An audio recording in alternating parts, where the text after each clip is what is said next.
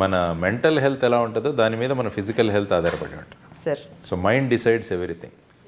కాబట్టి ఏంటంటే మెంటల్ దీన్ని కనుక మనం పాజిటివ్గా క్రియేట్ చేసుకోగలిగితే, నేను ఎప్పుడు చెప్తుంటాను, నేను ప్రతిరోజు జీవిస్తుంటానంటాను నేను. అంటే రేపు ఉదయం మనం మెలుకుంటే అదొక బోనస్ మనకి. కాబట్టి ఎవరో అన్నారు, live as if it is your last day. ఎందుకంటే మ్యాక్సిమం పర్ఫామ్ చేయడానికి ప్రయత్నిస్తాం. ఇంకా ఎంతో రోజులు ఉందిలే అని మనం పోస్ట్పోన్ చేసుకుంటూ ఉంటే ఆ రోజు మనం పోస్ట్పోన్ చేస్తాం.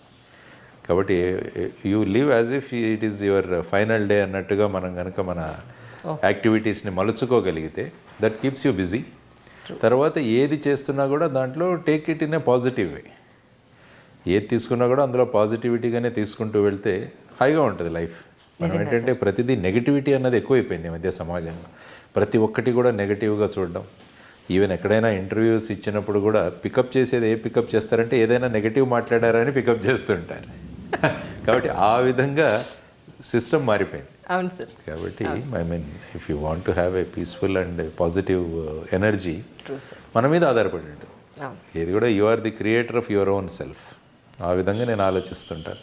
సార్, ప్రజెంట్ ఏం చేస్తున్నారు? ఎందుకంటే లాస్ట్ ఇంటర్వ్యూలో కూడా మీరు చాలా వర్క్స్ నాకు చెప్పున్నారు. అవునండి. అవి ప్రజెంట్ మీరు అసలు ఏం చేస్తున్నారు? ప్రజెంట్గా లేటెస్ట్గా నా లిస్ట్లో యాడ్ అయింది ఏంటంటే, కొత్తగా మీరు అప్పుడు కలిసినప్పుడు ఇప్పుడు కలిసినప్పుడు వ్యవసాయం.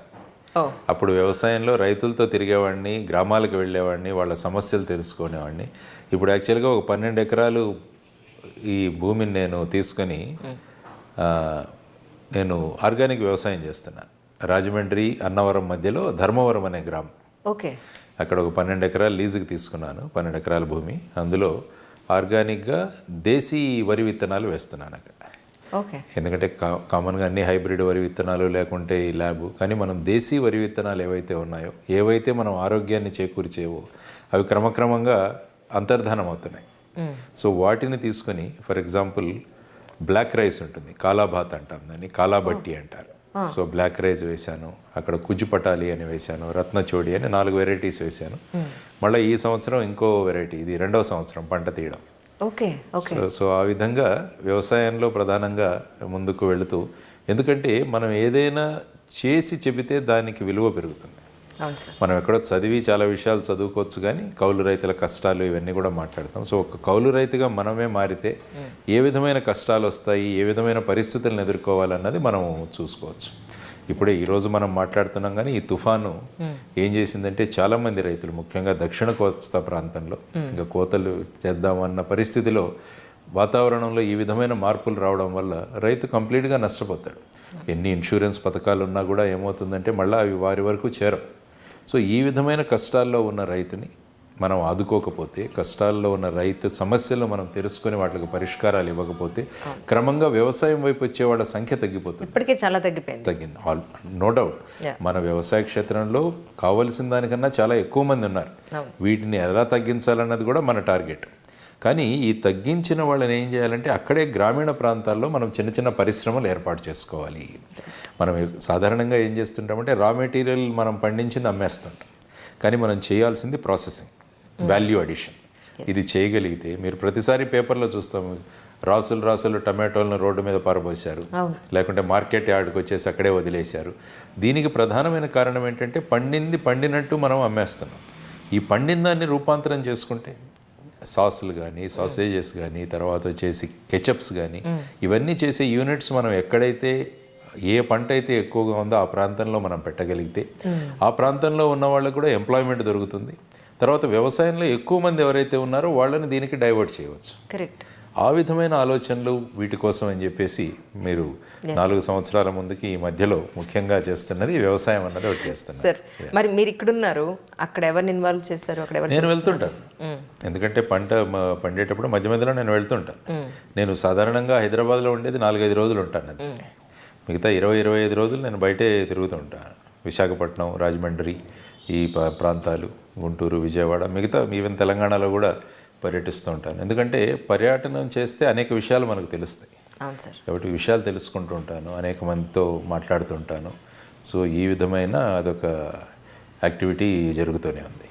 సార్, మీరు సివిల్ సర్వెంట్గా ఉన్నప్పుడు మీరు జేడీగా ప్రపంచం మొత్తం, ఇటు తెలుగు వాళ్ళే కాదు, ఆల్మోస్ట్ దేశ విదేశాలు సైతం జేడీ లక్ష్మీనారాయణ గారు అంటే అందరికీ తెలుసు. You are great celebrity. Actually. So once retire అయిన తర్వాత, ఇప్పుడు మీరు రిటైర్ అంటే మాకు ఎక్కడ కనిపించట్లేదు, బట్ అఫీషియల్గా చెప్పాలి కాబట్టి చెప్పడం. వాలంటీర్ రిటైర్మెంట్ తీసుకున్నాను. అదే 7 సంవత్సరాల ముందే నేను రిటైర్మెంట్ తీసుకున్నాను. వాలంటీర్ రిటైర్మెంట్ తీసుకున్నాను. అసలు ఆ ఏజ్కి ఎక్కడ దగ్గరగా మాకు ఎక్కడ కనిపించట్లేదు, బట్ చెప్పాలి కాబట్టి చెప్తున్నాను అనమాట, అంతే.